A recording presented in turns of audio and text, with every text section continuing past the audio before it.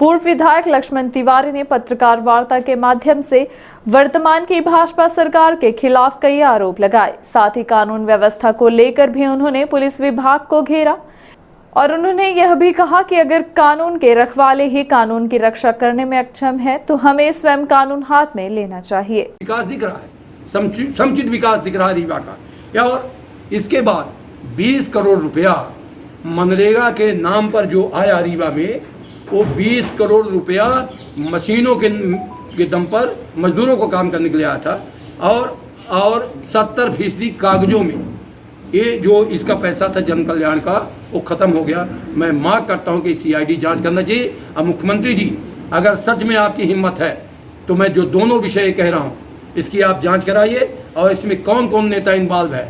लोगों ने एक तारीख थी रीवा में जो उछल के कहा था कि अब कुछ ठीक होगा, अब कुछ ठीक होगा। हमारे जैसे लोगों ने चाहा कि परिवर्तन हो, रीवा उपेक्षित है राजनीति से, मगर मैं समझता हूँ कि शून्य है। उस जितने उछल कूद थी सब बराबर है। रीवा में सब बराबरी के दर्जे पर पहुँच गए हैं और नेताओं की साँठगांठ चल रही है और प्रशासन तो हावी है। भगवान जाने कि मेरा क्या आचरण है, परंतु मैं देख रहा हूँ कि 4 महीना बंगाल चुनाव के बाद हिंदू मुस्लिम, मंदिर मस्जिद, मुसलमान का ये अत्याचार, फलाने का ये अत्याचार। आखिर 33 करोड़ मुसलमान को इस देश से मोदी, तुम्हारे और तुम्हारे खानदान में ताकत हो तो निकाल के बाहर करो। हम भी मंदिर के घंटी बजाएंगे, हम भी मंदिर के साथ हैं, हम तुम्हारे साथ हैं पूरे परिवार। अगर नहीं निकाल सकते हो तो मेरा मानना है, याद रखिएगा, मैं 25 साल पहले कोई बात कहा था, आज सामने प्रदिष्ट हो रही। अगर यही हालत रहा तो 10 साल में इस हिंदुओं को निकलना पड़ेगा हिंदुस्तान से बाहर, ये हिंदू मुस्लिम करके।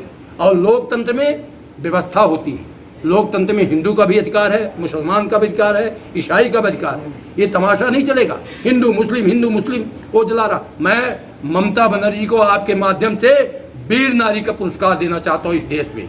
और लक्ष्मीबाई के बाद अगर वो ब्राह्मण की लड़की, चूँकि मैं ब्राह्मण हूँ, मुझे गर्व है ब्राह्मण होने का, वो ब्राह्मण की लड़की जिसको पूरा देश अब पूरे साले अपराधी लग के उसको परास्त करने का प्रयास किया, और उस जनता ने लोकतंत्र के हिसाब से, बंगाल की जनता ने जो ममता बनर्जी के लिए साथ दिया, मैं इसके लिए भी बात पुरस्कार कर रहा हूँ।